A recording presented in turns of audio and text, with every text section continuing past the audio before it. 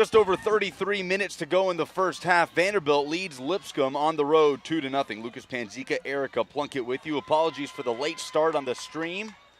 Working with some new gear. Still early on in the season through some technical difficulties, but getting through it here from Lipscomb University where Vanderbilt leads 2-0, and it was a fast start for the Commodores. Reagan Kelly bundling in a crossed ball in from a corner kick in the second minute, and then just 2 minutes later, Maddie Elwell finding the back of the net from that left side.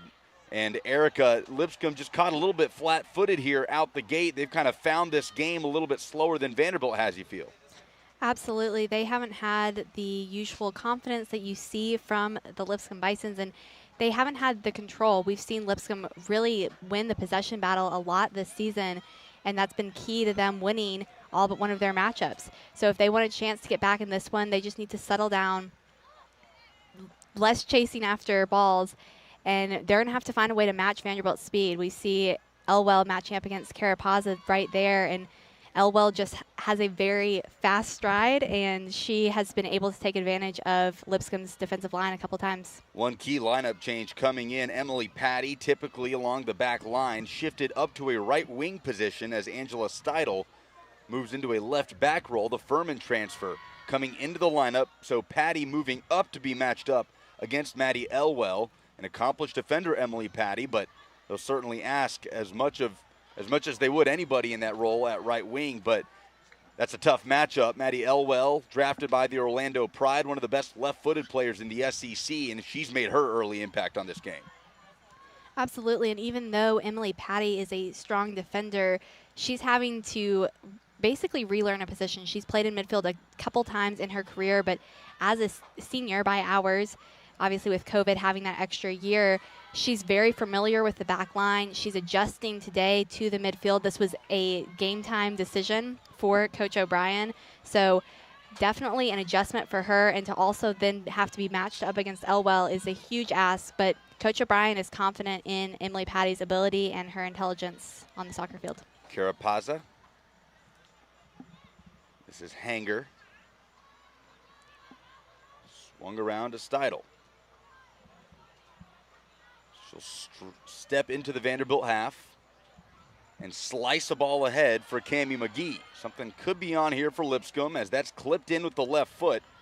Emily Patty was running on there, but it was swept away by Ella Schamberger. And now Lipscomb trying to string together some possession in Vanderbilt's half, down 2-0. And that's something we've yet to see so far this matchup, is any consistent time of Lipscomb possessing the ball in the offensive third. Cammie Rogers now has the ball, and she has been a stalwart for the Bisons. 1 goal and 2 assists last week. The Vanderbilt goal kick. Smatters of applause from the Lipscomb fans as they see some sort of movement towards the Vanderbilt goal.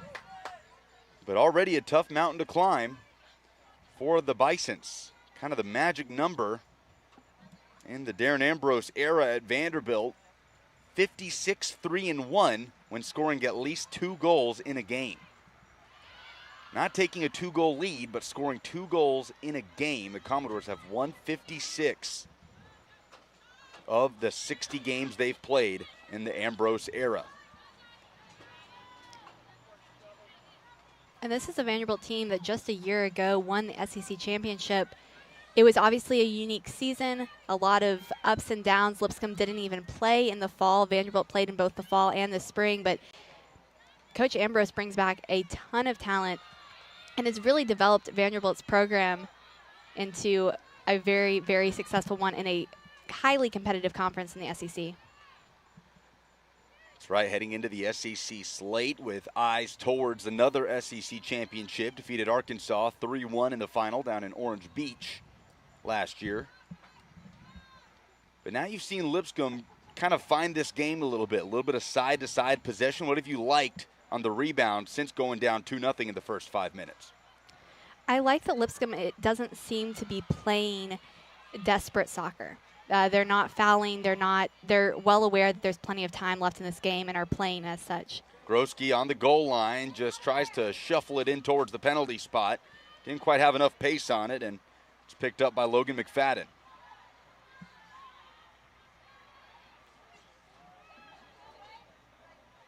Kelly, long distance, and it was covered well by C.J. Graham. Reagan Kelly, the goal scorer, just 2 minutes in. Certainly been one of Vanderbilt's main threats tonight, wearing the captain's band. According to her head coach, she is the fire, the passion, and the most dynamic player of this Vanderbilt team. As you see her putting some pressure in behind Shelby Kraft, who does well to switch the field, but Vanderbilt does win back possession. Groski. Onwards to Wagner. Dispossessed by McFadden.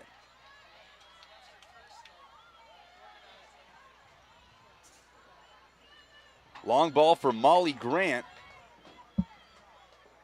Tried to slide it central to Cammie McGee, but that's picked up instead by Ava Hetzel. Lipscomb right back with it, and now both teams just trading possession. We've seen Lipscomb have really 2 possessions in Vanderbilt's territory so far, and both times it seemed Cammie McGee and Molly Grant were on totally different pages. So for them to be able to be successful and for Coach O'Brien to find his goal scorer, they're going to have to change that. And here's Grant having to turn and drop it off, but McFadden was covered up by Alex Wagner. Ball picked up on the far side of midfield by Kelly. Antoine. Backwards to Devine. And the defending SEC champs try and get organized here. A line breaking ball up front to Kelly. Here's Brighton. Brighton, pair of goals against Tennessee Tech earlier this season.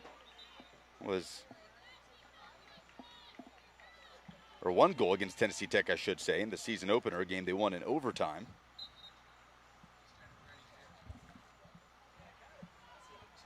And we've already got a sub with Sophia Groski coming off, replaced by Peyton Cutshaw, senior from Humble, Texas. Just over 26 minutes to play in the first half.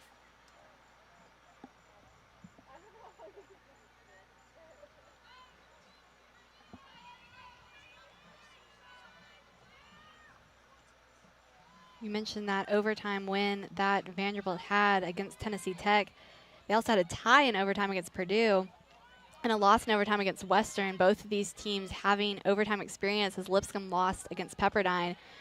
So even in the losses, those are games that both coaches are going to look back on and be thankful for, testing the endurance of their teams, because conference play, you end up with a lot more competition and close games. Kelly, left-footed try, drifts wide of C.J. Graham's post. She'll be glad to see that go for a goal kick, and it remains a 2-0 lead for Vanderbilt after the fast early start by the Commodores. And that's what both coaches are looking for, right? There's a reason why Vanderbilt came over to play this crosstown matchup. And as a reminder, last year Lipscomb did not have any non-conference schedule. It was strictly ASUN play. Right. And so even though the loss against Pepperdine last week was a really tough one for them to swallow, and being down 2-0 is not what Coach O'Brien wants, he's grateful for these games to get his team ready. They weren't able to go very far in the tournament last year in the ASUN, but previously had won back-to-back. So they're hoping to return and build off of these non-conference games moving forward. Schamberger. Hetzel. Good ball movement by Vanderbilt as they reset with Devine. Looking for Elwell here.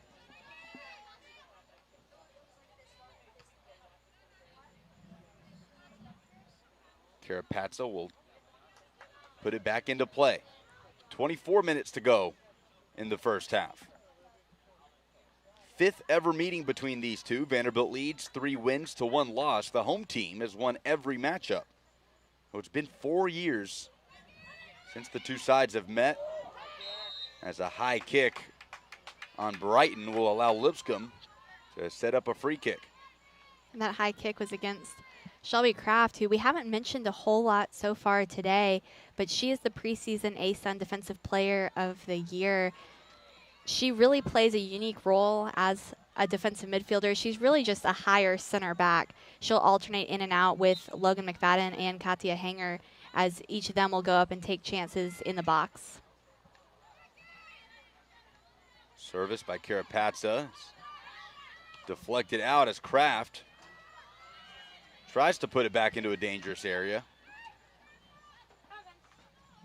And Vanderbilt has it with Ava Hetzel. But they are asking more of Shelby Kraft, right? Obviously, as you see her dispossess Vanderbilt there and try to initiate the Lipscomb attack, they're trying to utilize her vision, her passing ability, something that they weren't quite able to take as much advantage of in her role as a center back, though the ASUN Defensive Player of the Year. She certainly made her impact, but this allows her to sort of open up a new book of the way she can help this team this coming season. Absolutely. She has so much talent. She's actually a transfer from Penn State, one of many Power 5 transfers that Coach O'Brien has brought into this program. She really just believed in this team, believed in the coaches, but has the skill to play soccer at the highest level. Certainly will carry a big load defensively, but make no mistake, Shelby Kraft will be asked to organize and initiate a lot of Lipscomb's attacks moving forward this season. As you see her directing traffic, pointing out players around her.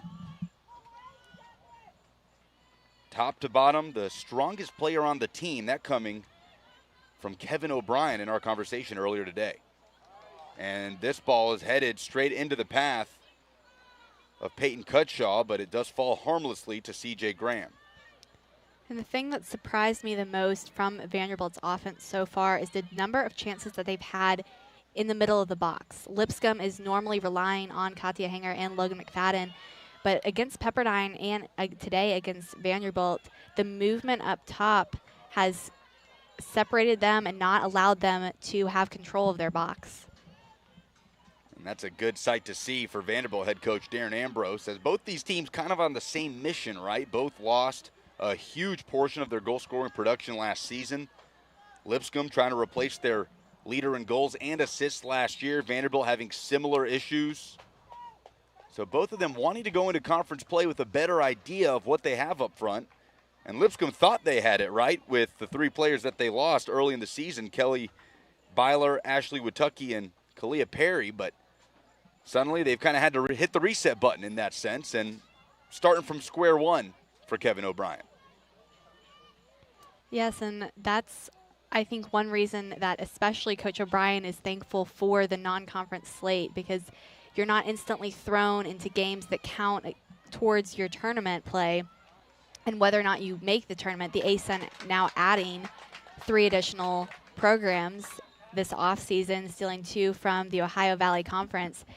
Lipscomb moving to the West Division of the ASUN and changing up who they're going to play. They don't know fully what that's going to look like, but they're definitely grateful for some practice before the conference slate gets going. Another Vanderbilt sub.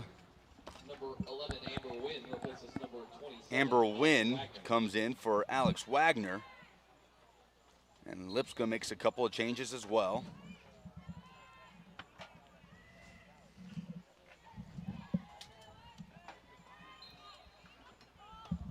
As you see, Haley Williams now in the game. Up top. Substitution for the Bisons. Number 15, Haley Williams, replaces number 16, Kami McGee. Number 22, Shadia Valenzuela, replaces number 31, Angela Steidel. So it's a complete change up top, and here's Haley Williams in her first touch. So she'll be partnered with Shadia Valenzuela as they take off Kami McGee and Molly Grant. And that change actually moved back Emily Patty to that left back role that she's used to. I think Coach O'Brien was just missing that consistency that they've had on the back line. So that will take out Angela Seidel, and Shadia Valenzuela is going to go in up top, giving Molly Grant and Kami McGee a break. Well, and now Molly Grant shifting out in that right wing role that Patty was being asked to play.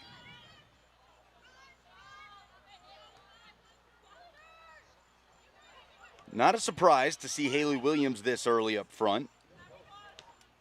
Kevin O'Brien calls her a little more of a natural goal scorer as opposed to McGee and Grant, who kind of those blue-collar type of forwards that just want to use their pace and hard work to create issues for the back line. But Williams, maybe more of a nuanced goal scorer. They're still looking to learn a little bit about the redshirt freshman from Georgia. Does have one goal this season. It was against Miami in that 2-0 win in late August. This is Cammie Rogers.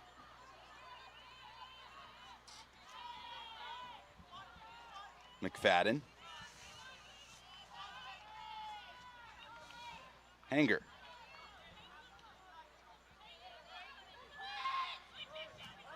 Kraft. So much space in front of her. She sprays it wide. Ball in. Williams can't settle it enough to get away from Antoine. Lipscomb should be able to retain possession here, and it's with Carapazza. Flicked on by Williams, straight to the feet of Antoine, but still danger posed by Lipscomb. Eventually thwarted by Schamberger. Hanger. Let's go, Bison!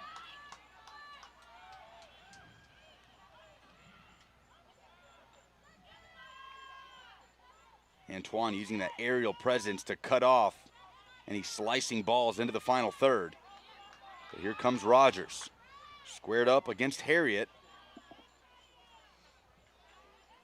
And I think we're seeing now why Coach O'Brien moved Emily Patty back 2 crosses back-to-back from Patty on that left side. And we just weren't seeing the same chemistry moving her to the right side. Possibly if she'd been able to practice in that role a little bit more. But like we said, it was a decision made today that she had to come into the lineup, and that Allie Dunn is out. Yeah, Patty on the ball now. You can almost see the comfort level rise with her in her more natural position of left back. But been a little bit better from Lipscomb here in the last 3-4 minutes as we approach 16 minutes to go until halftime. If anyone were turning on the game right now and didn't know the score, they would be shocked to know that Vanderbilt is up 2-0. It just was a really unlucky first 5 minutes for the Bisons, and they have to just keep going thinking that they can be lucky and have those 5 minutes or more where they can get the goal scoring going.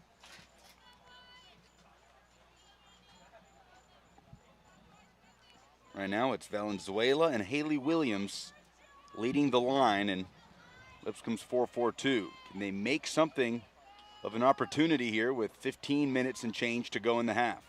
2-0 Vanderbilt. Goals in the 2nd and 4th minute by Reagan Kelly and Maddie Elwell. Both of them still on the field for Vanderbilt. As Lipscomb looks to at least cut that lead in half before the break. Allen. Reagan did well to shield off McFadden, but Lipscomb does end up with it. No whistle there. And Brighton charging forward. Threaded ball, intended for a cut shot, just too much on it. I'm surprised the whistle was not blown back in the middle third of the field. It seemed that Emmanuel Shark was taken down, but the ref let them play, and Lipscomb now resets. Patty. Rogers, dispossessed by Harriet.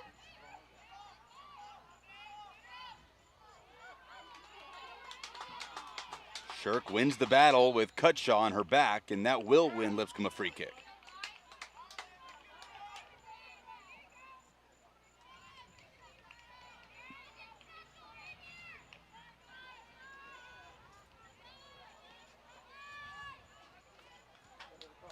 We're inside 15 minutes to play in the half. Long ball, it's at the back post, put on a knee, and it's headed straight up by Hetzel. That was Cammie Rogers flying in. Just didn't quite get the control she would have wanted on it directly in front of Kate Devine's goal. But great placement by Carapazza to get that into the box. Carapazza has made a huge impact already as a freshman in this program.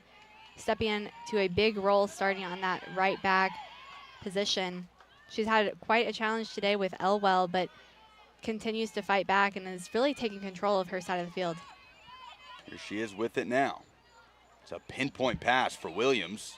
She's able to get it up centrally to Valenzuela, who finds a shot. I think that took a Vanderbilt deflection. And it'll be a Lipscomb throw-in. I've been impressed with Vanderbilt's defense in the middle. It seems every time Bison gets anywhere close to the middle of the box, there's 5 Commodores on them immediately. And it's a defense that's already allowed 10 goals this season, but certainly a talented one. That was so key in the SEC tournament run they had in Orange Beach last year.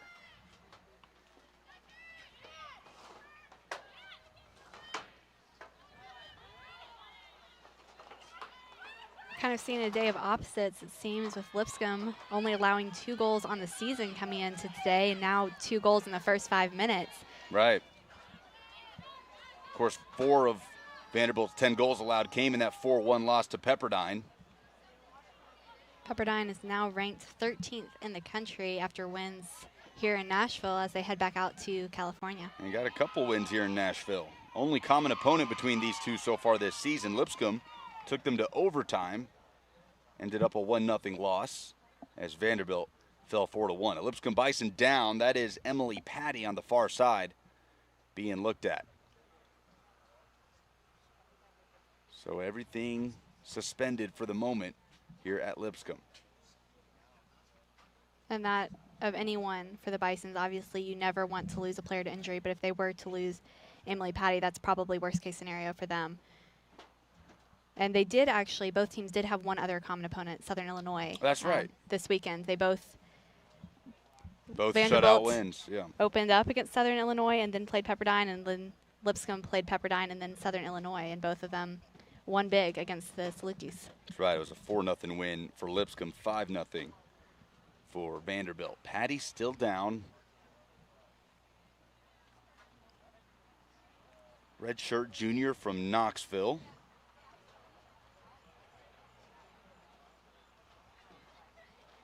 And good to see her be able to get up. We'll need some help off the field. It was all ASUN's second team in the spring. Of course, the delayed season started 10 games in that left back role and started on the right wing tonight before being moved back into her more natural position. Now she will take a seat, and we'll see who comes in for Emily Patty. So if Patty going out, that's essentially 4 or 5 starters for Lipscomb that have been lost so far this season. Pretty much half of who Coach O'Brien would love to see starting his matchups, and that's something really hard to overcome. It's impressive that Lipscomb only has 1 loss with what they've already been through. But I think learning from last season, where there were all the up and downs of COVID and quarantines, and you're losing a player this day, and we can't play this game against Vanderbilt even being canceled due to COVID, that while it was not the season that anyone wanted to have to deal with, I think all the coaches at this point are trying to take the positives from it and take the endurance and the flexibility that they learned from that season into the future. And it has been tough to overcome the slew of injuries, especially up front to a player like Kelly Byler. 9 goals last year, 4 of them game winners, lost for the season, and certainly hope that Emily Patty, for her, it won't be that serious. So she goes out, replaced by Summer Elmore, the redshirt freshman. Vanderbilt also makes a change. Rachel Dureski comes in for Peyton Cutshaw, who had come into the game earlier for Sophia Groski up top. So Amber Wynn has kind of stepped up into that number 9 role as Rachel Dureski split out to the right for Vanderbilt. And this game has certainly evolved quite a bit since kickoff, hasn't it? Totally different looks from both teams, plenty of subs. Vanderbilt the fast start, but here in the last 10-15 minute stretch, it's really been Lipscomb dominating the majority of possession in Vanderbilt's half. And neither team other than Vanderbilt in the first few minutes, have had consistent possessions in their offensive thirds. A lot of soccer has been played here in the middle of the field. Possession has switched back and forth, and it's the kind of game that gets both teams tired. Usually there's one team that's controlling possession, and you just know that they are able to play with a lot more confidence and a lot more energy consistently throughout the game, whereas this game it feels like both teams are going to be tired, and that's probably why we're already seeing so many subs, especially for Coach Ambrose. And there's another one. That is Kimia Riot Parva. Substitution for the Commodores. Number 10, Kimia Riot Parvar. She replaced Abby Number Brighton. 33, Abby Brighton. It's the fourth change of the night for Darren Ambrose. Almost half of his outfield players that started the game currently sitting on the bench.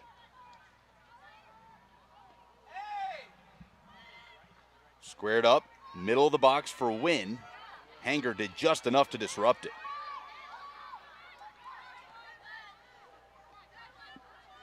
Hetzel. Ball at her feet. That might have hit a hand, and they'll play on for the moment. Vanderbilt still with possession. Elwell spaced on the left foot, and that rolls along in front of the back post. It's going to be picked up on the goal line by Riot Parvar. In the corner with with Rogers on her back, wins Vanderbilt a throw-in. So Vanderbilt wanted the handball there, but advantage was played and the time kind of expired, and they'll have to make do with a throw-in on the far side. And they still put together a very strong chance. Carapaza came in to help cover the middle, and that left the left side of the field for the Commodores wide open. CJ Graham lucky that one rolled just wide.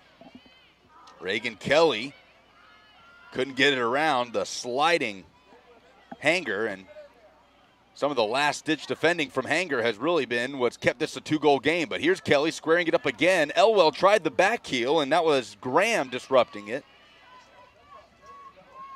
And the Vanderbilt flurry could continue here. Riot Parvar clipped clear by Summer Elmore. And after saying we hadn't seen much offense from Vanderbilt recently, they decided to show me up and get going. I think they heard you. We're not that far from the field here. It's a nice sliding challenge by Kraft to allow Lipscomb to reset a little bit.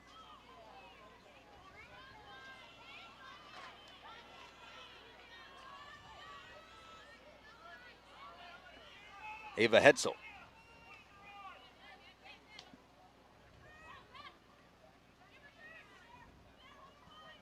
Elwell really made her impact in the first 5 minutes. But that rolls right into the arms of CJ Graham. Elwell had the corner kick that was bounced around in the box and eventually finished by Kelly, and then she did find the back of the net just 2 minutes later. That made it 2-0 Vanderbilt. That's where we're at now with 7.5 minutes to go before half. Vanderbilt looking to stay unbeaten all time against Lipscomb. 3 wins, 1 loss. Or excuse me, they want to not stay unbeaten because Lipscomb did get the better of the Commodores in 2016, but Vanderbilt would be the first road team to win in this matchup. Grant lifted over the bar. Substitution for the Bisons. Still a great chance from Molly Grant there. And even though Coach O'Brien, I'm sure, would love to see her cross that ball and get a chance from closer, it was good for Lipscomb to at least get a shot towards the goal as the half is winding down. Pair of changes for Lipscomb as Cammie Rogers comes off for Noah Ganthier. And Tori Wheeler steps in. She will replace Shirk.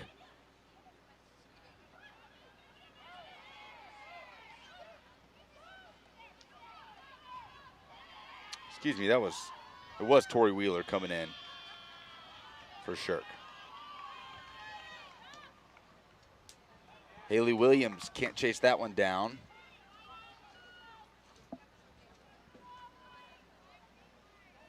And Tori Williams Tori Wheeler rather, is another one of those Power 5 transfers for Coach O'Brien coming from Georgia. standing kind of on the edge of the midfield circle there. As this is Maddie Elwell surging into the box with Kraft to beat, and Kraft wins that battle.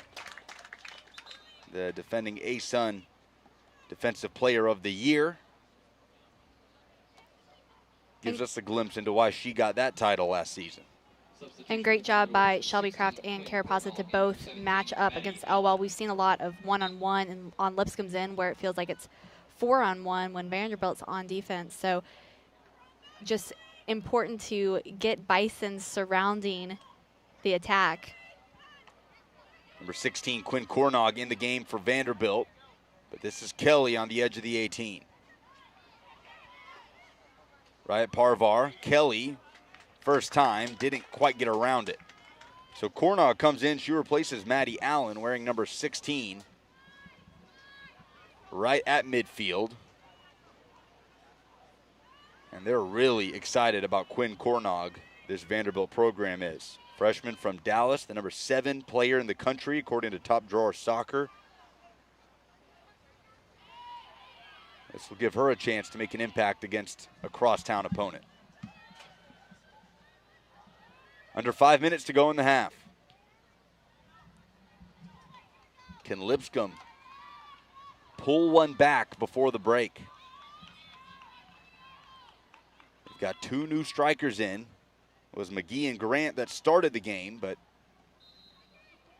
Williams and Valenzuela now leading the line.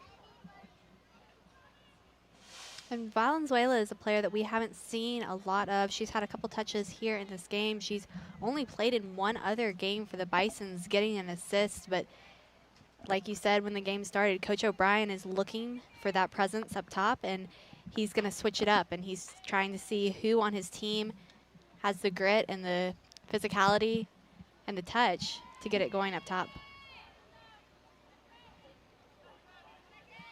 Just trying to find what works in that part of the field are the Lipscomb Bisons. To an extent, Vanderbilt as well. As Elwell, with 2 Bisons on her back, has to spin away from pressure, but continues to be harassed by Molly Grant. Elwell is able to get the cross in, and that's punched away confidently by Graham. Ball still along the 18. It's a foot race. That's won by Ganthier, but a sliding tackle by Riot Parvar puts it out for a throw-in. And it's Lipscomb ball, 3 minutes to go before halftime. And all of the changes for the Bisons means we're seeing some unique matchups. We don't normally see Molly Grant in that defensive role, but she does a great job keeping her player outside. Here's Valenzuela. Lines it wide to Grant. That ball goes straight into Hetzel, but here's a long ball intended for Valenzuela. She gets on the end of it, but it's over the bar of Kate Devine's goal. And that's a good connection for Lipscomb, covering about 40 yards, just couldn't put it in the back of the net. And that's not going to count as a save for Kate Devine, but it really was. If she hadn't rushed out of her box and gotten out there with speed, that easily could have been a Lipscomb goal by Valenzuela. And what a ball in there by Carapazza.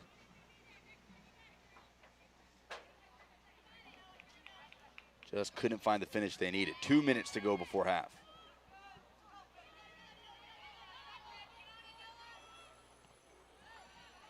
Win. Able to control it.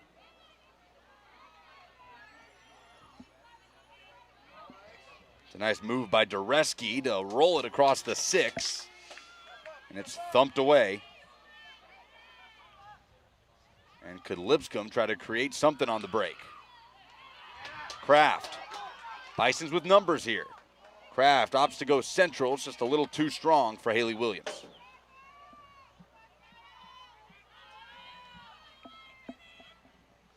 Sun starting to set here in Nashville.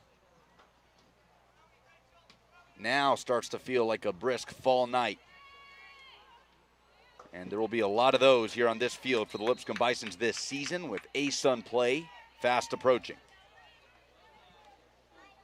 But for now, still a minute to go before half. Vanderbilt, after a hot start, leads 2-0. And they get another great chance here. Logan McFadden just played her man a little bit too physical there on the outside. So Vanderbilt with a free kick. No danger there, as it's a little too much on it from Schamberger. So with 30 seconds left, see if Lipscomb tries to create something quickly here. As that ball breaks a couple of lines, but it falls straight to Hetzel. Riot Parvar. That will roll out, and that should just about do it for the first half with 10 seconds to play. I think the Bisons are more than willing to just get out of this half, reset, and start over. So Lipscomb will regroup. Vanderbilt will talk about how to defend this lead. 2-0 Commodores, goals in the second and fourth minute by Reagan Kelly and Maddie Elwell respectively, and it is the away side up by 2 at the break. Your score at halftime is Commodores 2.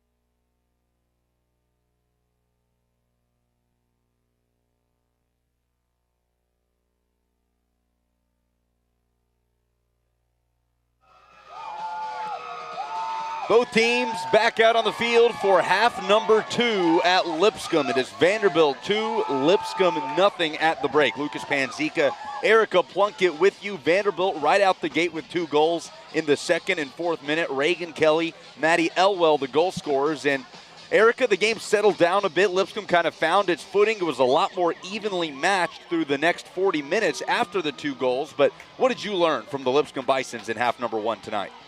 They didn't seem desperate. They were very well aware of the time left on the clock, and they did, even though those 2 goals came so quickly and so unexpectedly, and they're now dealing not only with that, but they lost their left back, Emily Patty, already without starter Allie Dunn today, and they have continued to fight. You haven't felt like they've lost control of this game. There's been a lot of back and forth in the middle, so I expect them to still have a chance late in this game, but it will be an interesting battle on the back line for Lipscomb with Patty out and Seidel in. Here comes Vanderbilt going down, and a whistle quickly for Elwell. And man, she's been dangerous for the Commodores tonight. Absolutely. Kara Paza, as a freshman, has done a phenomenal job on that right back position for the Bisons, but Elwell has gotten the better of her on several occasions simply with her speed. And Carapaza has had to adjust, has done a good job in the second half of the first half, keeping her outside. But if Lipscomb wants a chance, Carapaza is probably going to need some aid from Shelby Kraft. We saw Shelby Kraft come over a couple times and help her out. So they're going to probably have to double team Elwell to keep her away from the goal. Service clipped in right around the penalty spot. That's headed backwards for Hetzel, and that's Molly Grant coming back to clear it away. And that will be a Lipscomb throw-in as Ella Schamberger pokes it back out. So Vanderbilt with the hot start right out the gate, blazing after the opening whistle. How important is it for Lipscomb to try and kind of do the same here at the start of the second half? I think it's a huge deal. Even though Lipscomb didn't lose control of the ball, there definitely was a period for about 5 minutes after those 2 goals where Lipscomb was backpedaling. And they really had to just take a second to reset. And so if they're able to do the same to Vanderbilt, 1 goal can easily turn into 3. Steidel back in the game at left back, over the top. This is Grant, and the offside flag is up. I believe that's the first offside of the night, and we're about 2 minutes into the second half. And Molly Grant is a player who likes to hang out near that offside line. She wants to be able to take advantage of any defensive lapses, but she actually had to come back and play in the midfield during that second part of the first half when Emily Patty went out. They've now made some adjustments, moving Cammie Rogers to that right side, Emanuela Shirk in the middle.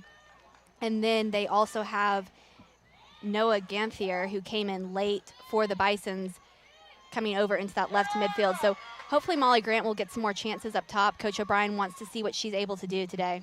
Well, that's the theme of the night for Kevin O'Brien and the Lipscomb Bisons, and for the Vanderbilt Commodores for that matter. Figuring out what pieces they have up front. Where's the goal-scoring production going to come from in conference play? For Vanderbilt, I guess they've gotten a couple of answers, at least on the scoreboard. For Lipscomb, been a bit of a revolving door. Cammie McGee, Molly Grant got the start up top as the tandem in the 4-4-2.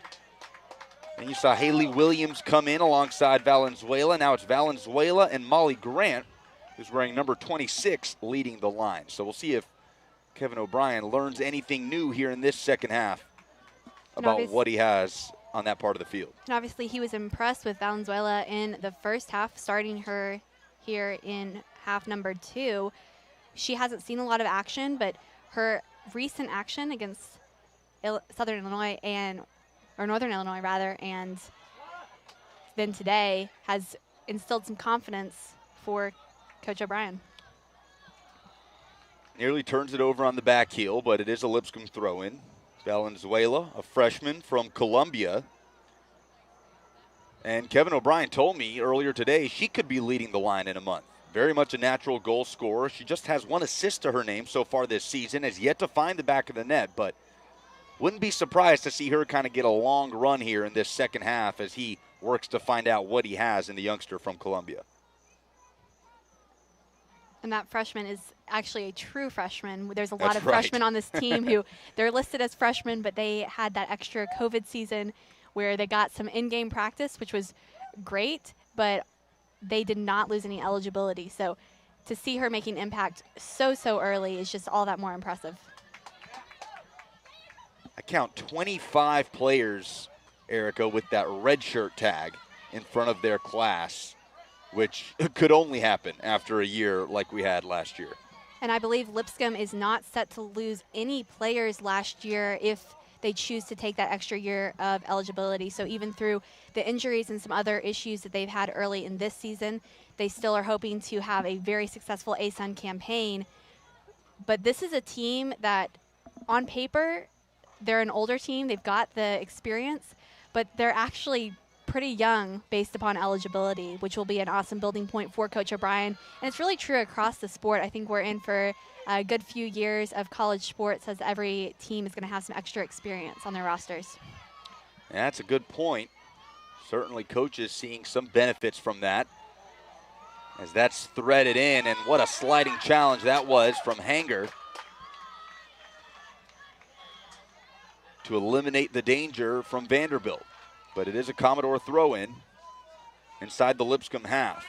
Taking it is Harriet. Brighton.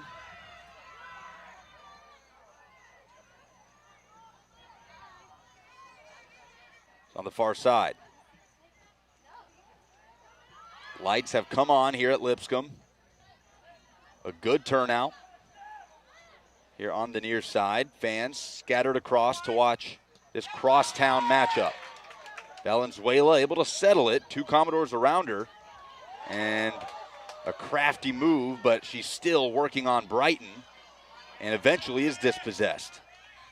Little too much time there in the same spot for Valenzuela. And how about the speed there from Sophia Groski? It's eliminated, though, on a great recovery by McFadden. McFadden really had to fight for that one. There's a little extra physicality there on the end by Gorski, but still a great job by McFadden to get that ball outside. McFadden and Hanger have had a really tough day in the middle. Vanderbilt has had several chances, and they've had to make very impressive last-minute saves to bail out their goalie, C.J. Graham.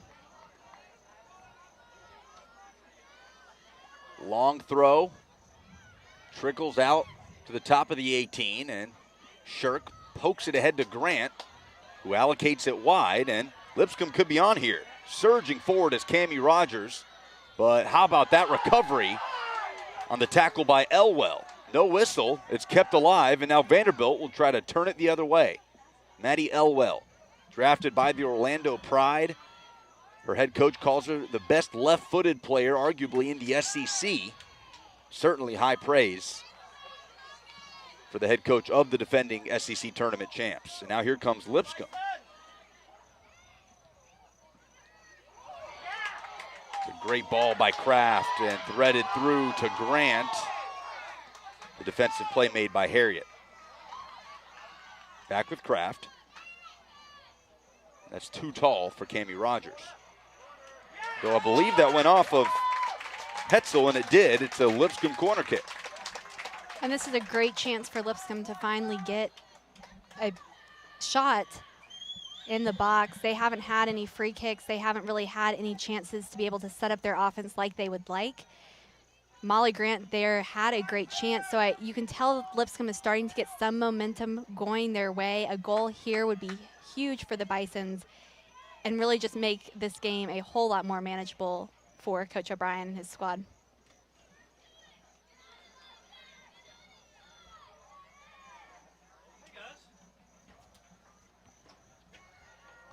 Into the near post on the service by Carapazza, and back out for another corner kick.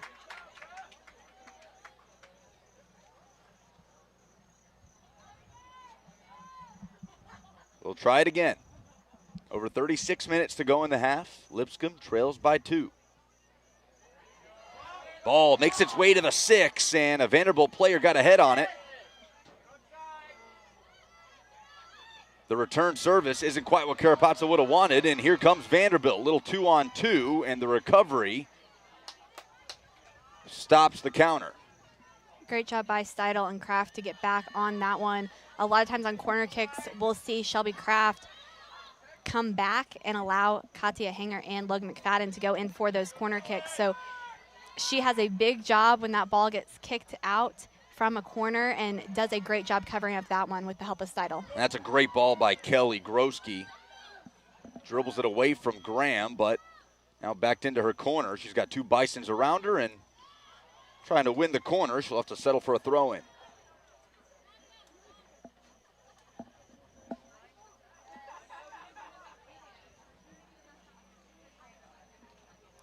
Impressive to watch Reagan Kelly draw strings and make those connections with whoever it is up top for Vanderbilt. Started all 16 games for the Commodores last season. 5 goals, was second on the team. She's already got 3 goals and an assist. Well, we can make that 4 goals on the season with her opener tonight in the 2nd minute. Elwell on the left foot, off balance. It's a goal kick. And even though Kelly has gotten a goal today, that hasn't really been what's impressed me the most.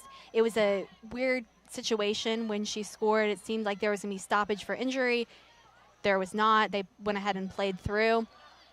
So I've just been more impressed with how she's been able to distribute the ball and really open up the middle for Vanderbilt. That was key for Pepperdine when they came in here and beat Lipscomb in overtime, opening up that center area, getting Katia Hanger and Logan McFadden outside, who are just so strong in the middle if they can stay in protection in the middle. So here comes the Lipscomb free kick. They've won a couple of set pieces in the final third, something they weren't able to do in the first half.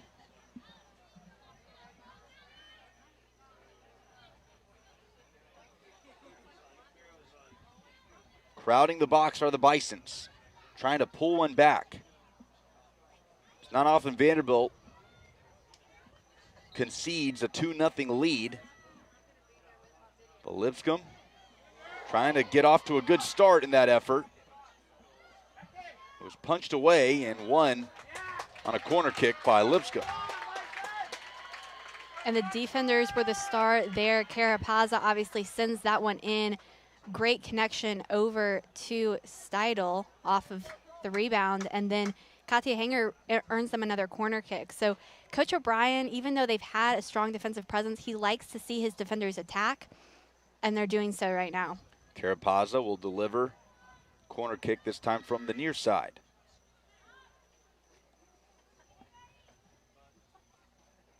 A redshirt freshman from Florida. 1 assist on the season, and they'll stop play as the Lipscomb Bison was getting held up, and I think we're going to see our first card of the night. It is given to Medea Harriet of the Vanderbilt Commodores. And that was Manuela Shirk that she was holding up.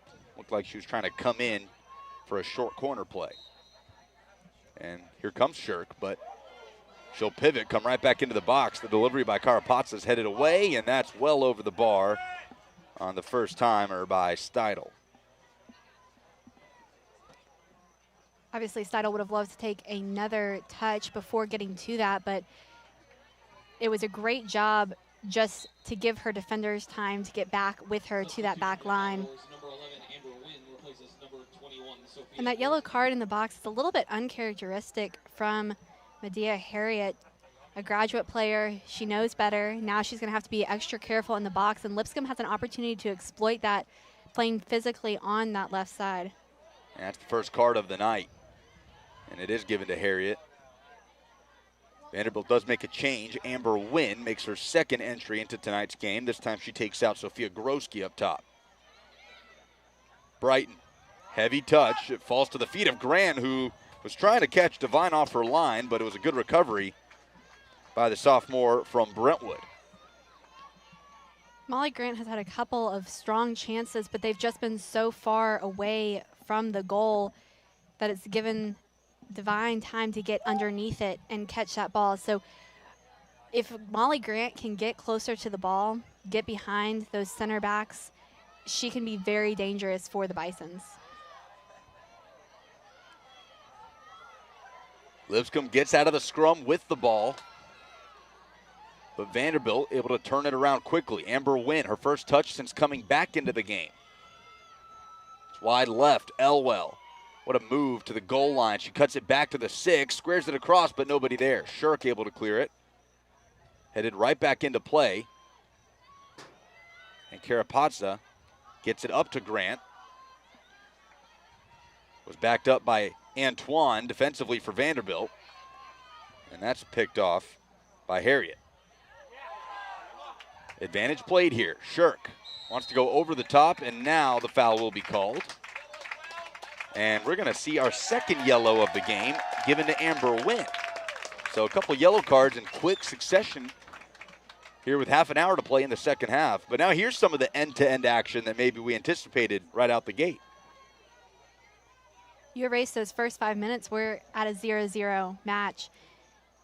And I definitely think that Coach O'Brien and his team knows that they have a little bit of an advantage now because you now have two players who can't play as physically as they might normally. And if they do, then there's a risk that for Coach Ambrose that Vanderbilt is down a player, and Lipscomb could easily take advantage of that. We've seen Lipscomb's main problem when they get into the offensive third is that there are several Commodores surrounding every single Bison. And so if there's some chances opened up, a little bit more separation, Lipscomb, we've seen them be dangerous this season. We know they can be. And so I'd expect them to be able to do that. One of those players is Medea Harriet at right back. So see if Lipscomb tries to funnel some of the attacking play towards that part of the field. Here's Kraft.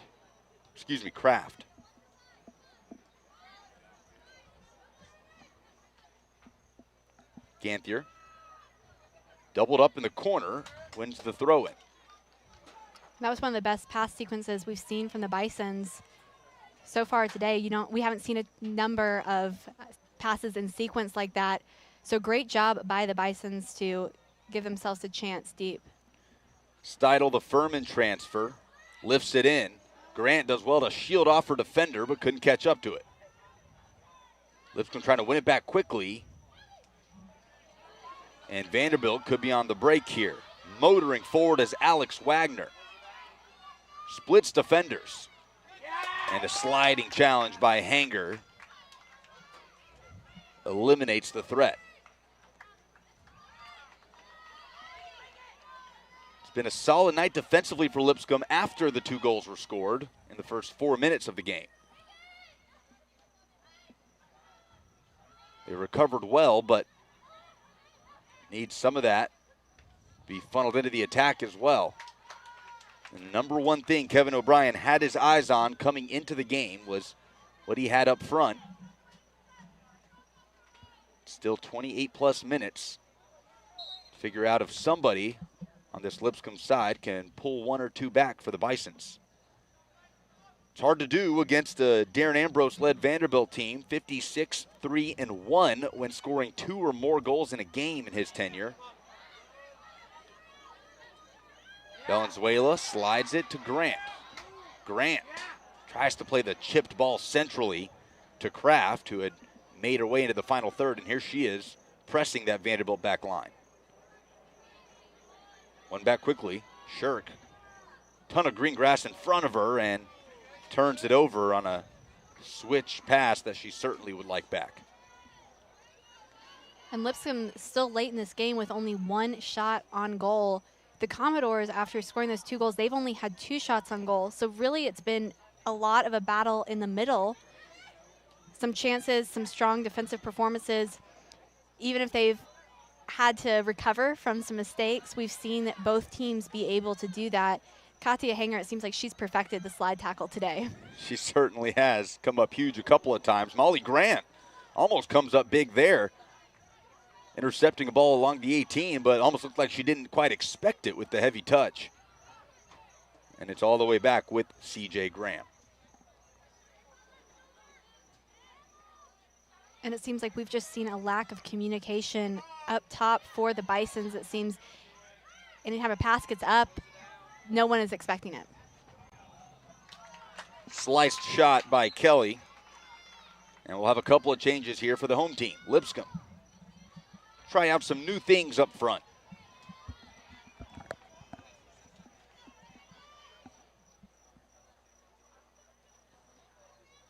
Like for like changes as, Erica, as Williams come on, and I believe McGee comes on as well to lead the line. And it's an interesting switch. We saw in the first half, it was Cammie McGee and Molly Grant who started up top for the Bisons, and then Haley Williams and Valenzuela, excuse me. And so now he's just trying to see who has the best chemistry up top. The Bisons, we've mentioned it several times tonight just because it is so key. They're without Kelly Byler, and she was really the shining star for this team last year. Ganthier couldn't control it, and it's cleared out for a throw-in.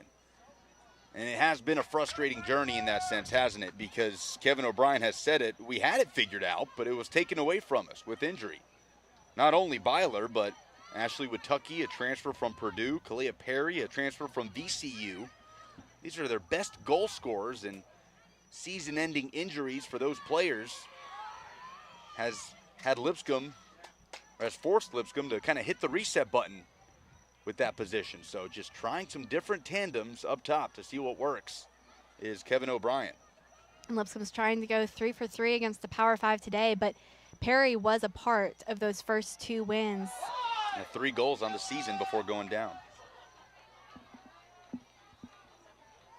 Now, if the Bisons were able to mount a comeback here with 25 minutes to go and grab a win, it would be the first time in program history that they're able to beat 3 Power 5 teams in the same season.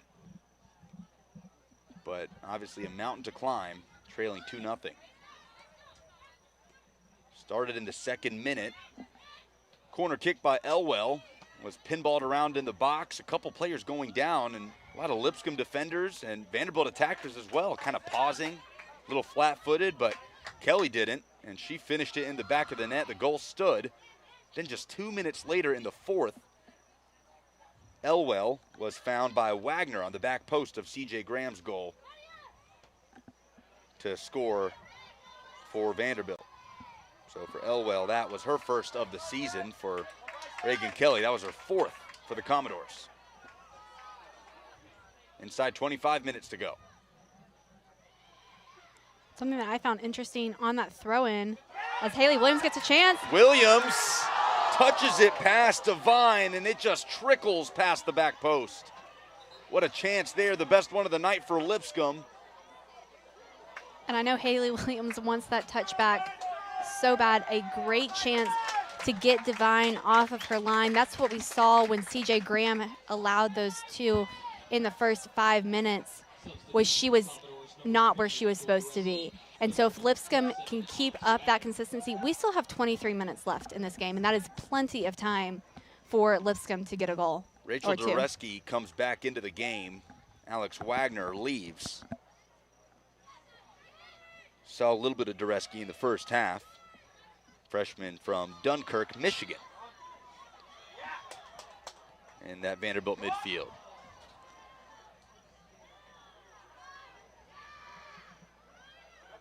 Trying to build another threat. Down 2 goals. Flying header, and that ends up at the feet of Devine, who couldn't corral it, and it's cleared away by Vanderbilt. So now it's the Commodores doing some desperate defending, but they've done it well with 23 minutes to go. A 2-0 game, and we'll have a couple more changes here for the Bisons.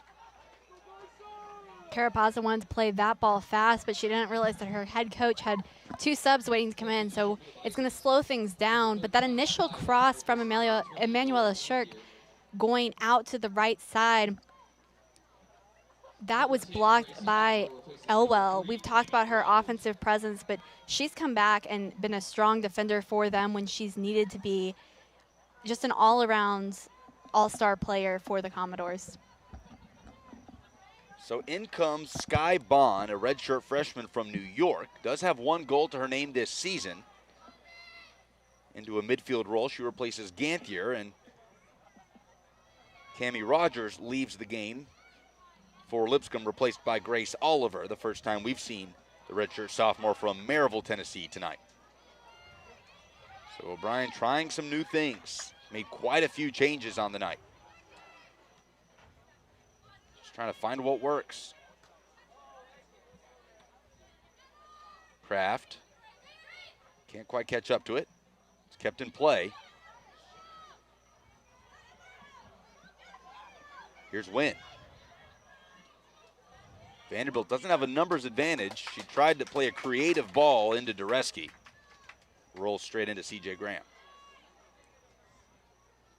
And it's turned into a crisp fall evening here at Lipscomb. Two Nashville teams going head-to-head. Haven't played each other since 2017.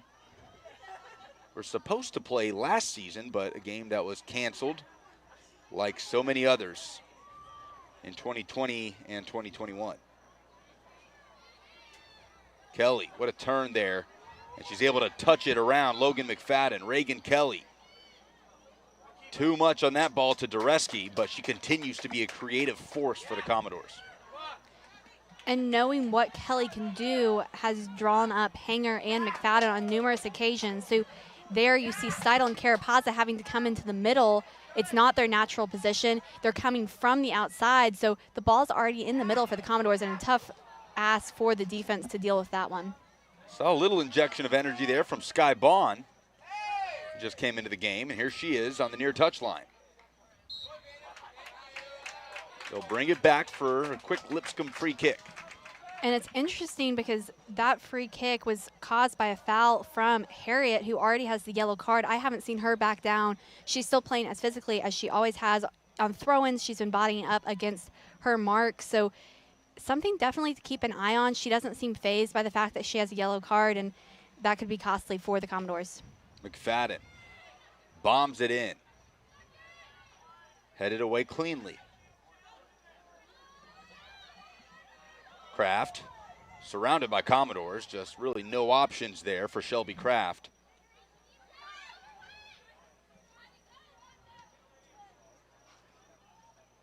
So the game's opened up a little bit here at Lipscomb, under 20 minutes to go. Vanderbilt's two early goals still the difference. Shirk.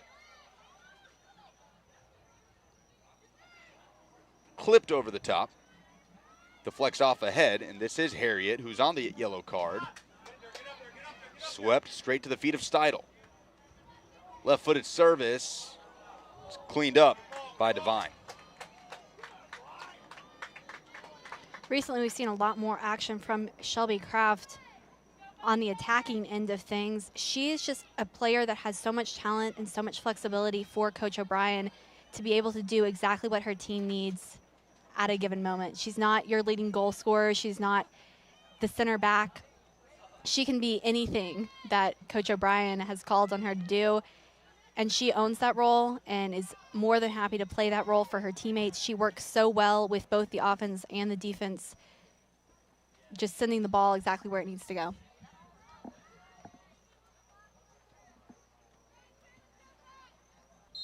I suppose that's exactly what Kevin O'Brien's design was when he asked Shelby Kraft to move into that midfield role.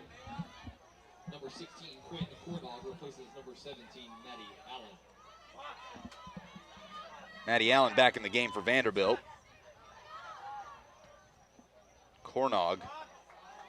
Allen goes out of the game. It's Cornog that comes back in. That was a great touch by Haley Williams, just not able to catch up to it to split the two defenders. But Kate Devine is well on top of that one.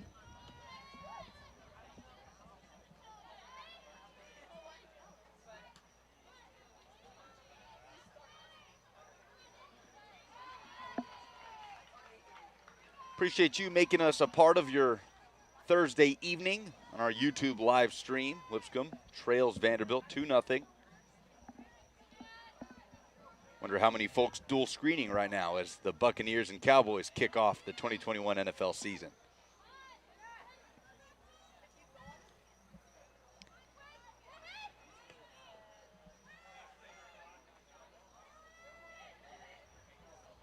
And both teams have some players from Texas, so I'm sure Yeah. there's some screens on back home. A little bit of score watching on both sides.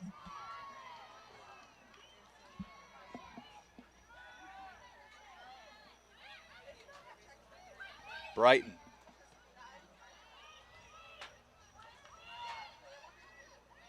Good movement from Vanderbilt.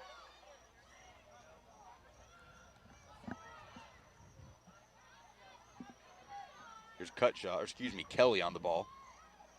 Plays it into Cutshaw, wearing that knee brace on her left leg. Two teams that you expect to contend for a conference title, as they do typically under these head coaches, at least in recent years. And obviously Vanderbilt at the SEC level has that level of competition, but Coach O'Brien has done such a remarkable job with this team. He's brought Power 5 teams to his home stadium, and has just continued to develop this program from a very, very small Division I program to one that competes at the highest level, even making it to the NCAA tournament a couple times. Shouts for a free kick on the edge of the box, nothing given. There's been a couple occasions tonight that I feel like fouls have been missed on Lipscomb players. That one seemed pretty blatant on Cammie McGee just outside the box. Cutshaw cuts that back, and a first-time shot is well over the bar by Elwell. Couple more changes for Lipscomb as Williams heads out. And that is Grant coming right back in. Be a triple change here for the Bisons. Ganthier heads back into the game. She replaces Sky Bond. And we see Valenzuela come in again as out goes Cammie McGee. So they'll try again with that Grant-Valenzuela duo up top. We saw some good moments from them. I think just improving communication and figuring out just speed and passing distances might be the goal of the next 15 minutes for Coach O'Brien, looking towards Sunday when the Bisons play their next matchup. Handball will allow C.J. Graham to play a quick free kick. Under 15 minutes to go. Number 3, Cammie Rogers replaces number 10, Grace Oliver. Rogers also comes back into the game. She takes out Oliver. Ganthier replaces number 9. Lipscomb next, facing another in-state opponent. It will be ETSU on the 17th. Vanderbilt also with another regional opponent in MTSU before they dive right in to SEC play. They'll kick off against Florida in about 8 days. First matchup against the Middle Tennessee State Blue Raiders for the Commodores. A game on Sunday.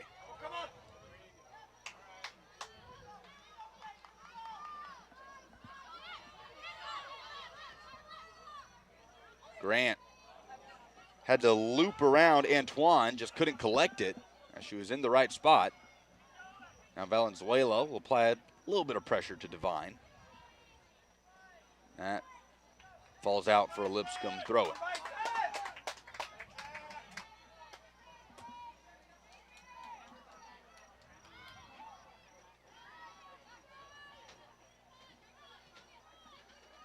Steidel.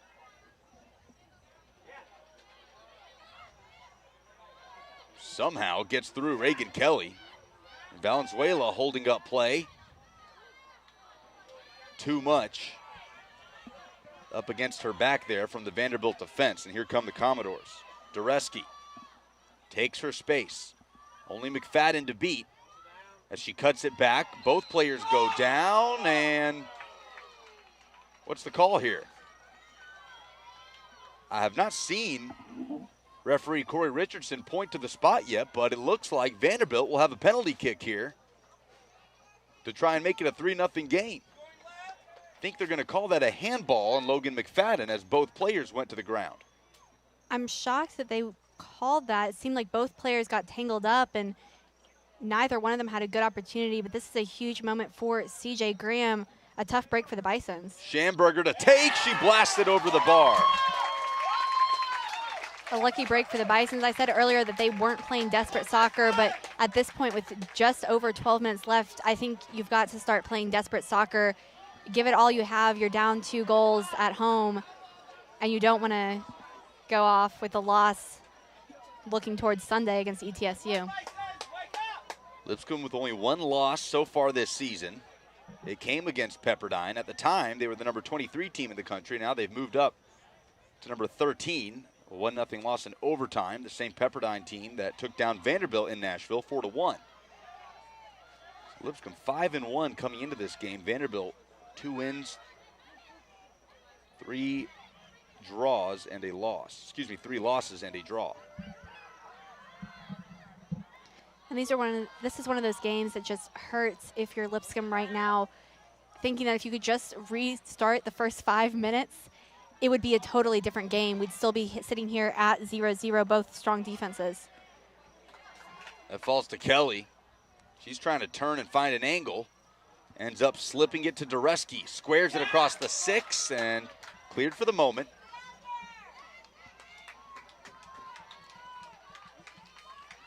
Katia Hanger has given it her all tonight. I'm sure there's going to be plenty of grass stains on that white jersey for the equipment manager to have to deal with. She's certainly been sliding all over the place tonight for the Bisons. Redshirt sophomore gearing up for a big year defensively. Was on the ASUN all-freshman team last year. Second team all-conference in 2019.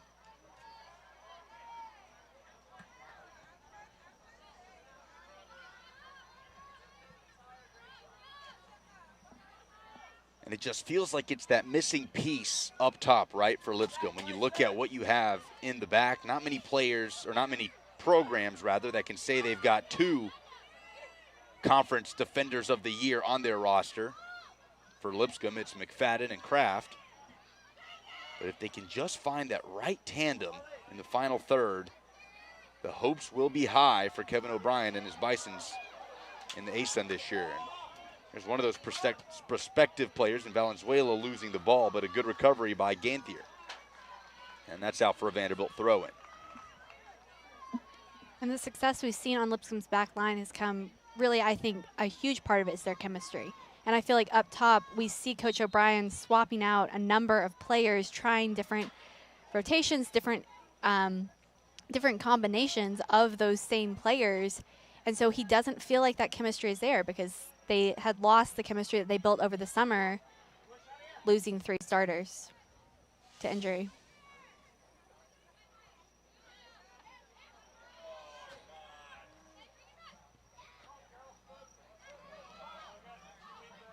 Good chase down by McFadden.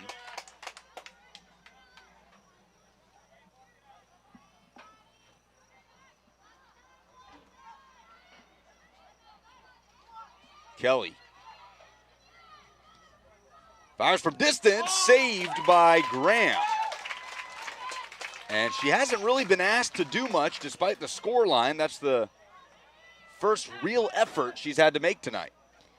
And those first 2 goals, we've said it, but they were lucky breaks for Vanderbilt. There was one ball that was very well placed by Elwell that CJ Graham had no chance on, and then the other she believed was blown dead because several players in the middle had stopped. Kelly took the shot and it rolled in behind her. So really anything that she has been asked to do, she's done. And that's what we've seen from her all season. This is really her first year starting for the Bisons, but has done so with such confidence. She earned Defensive Player of the Week in the ASUN just a week and a half ago for her performances in Florida. Valenzuela settles that with her back. This is Kraft trying to make something happen. Valenzuela. Couldn't get out of a crowd of Commodores.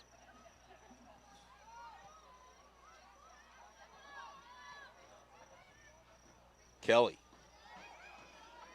Cutshaw. Overruns it a bit, but wins it back. Now Vanderbilt have settled into some possession here. Cutshaw. Good touch to keep control. Here's Brighton. Try to do something more to test the goal of CJ Graham. Already up 2-0.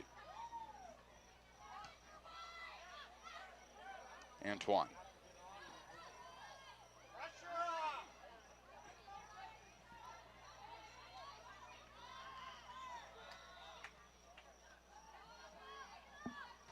There goes Kelly.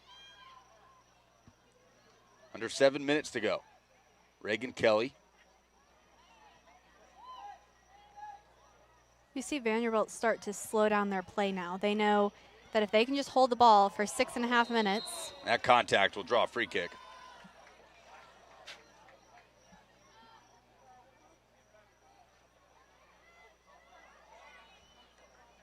And you're right, just a feeling of them trying to see it out at this point in the 84th minute. Coach O'Brien, on the other hand, bringing in fresh legs just a few minutes ago. There's subs actually for both teams now waiting, but we see Evie Reeder having to do a lot of running in the middle to try to get that ball forward for her teammates.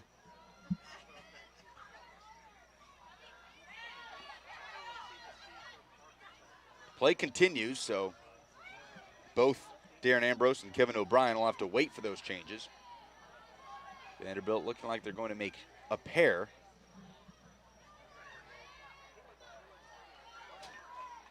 And here's a Vanderbilt throw-in that will allow them to do so. Cutshaw leaves the field along with Dureski. You would imagine both of their nights are over. As Ganthier heads back to the bench for Lipscomb, along with Steidel. Substitution for the Commodores. Number 27, Alex Wagner, replaces number 20, Rachel Dureski. Number 21, Sophia Gorski. So it's Wagner and Gorski, the ones coming in for Vanderbilt, for Dureski and Cutshaw. Substitution for the Bisons, number 15, Haley Williams, replaces. And Wagner did have that assist early in the game on the Elwell goal.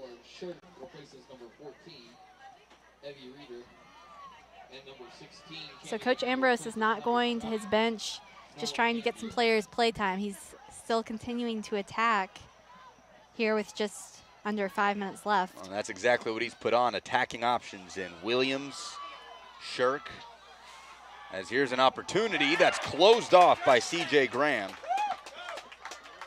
Cammie McGee, the third change made by Lipscomb, all attack-minded players.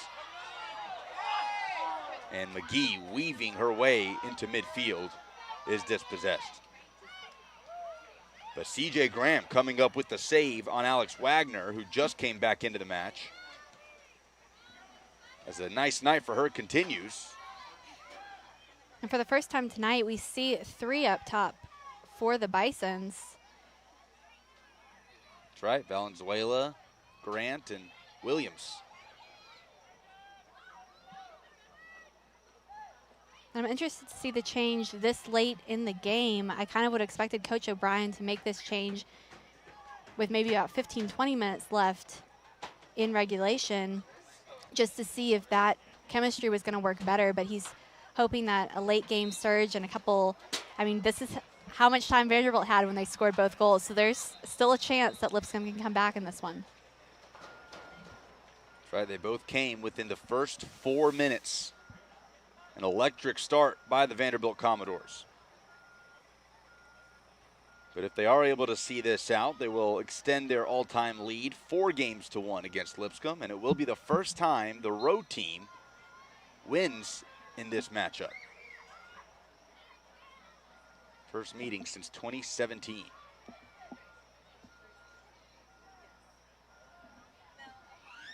So if you're Kevin O'Brien, do you feel like you're obviously wanting more if you come out with the loss, but are you wanting more as far as learning something? Do you feel like he learned anything new about what he has up front? I think he definitely learned individual moments we had great moments from Valenzuela and Grant individually, but it's just connecting those. And I think the biggest thing that they can walk away from this game is their resilience. Patty going down, not having Allie Dunn available today, and then still being able, for most of the game, keeping a clean sheet. I think he will take this as a learning moment. I think he's glad that ASUN play does not start quite yet. They still have another match against ETSU on Sunday.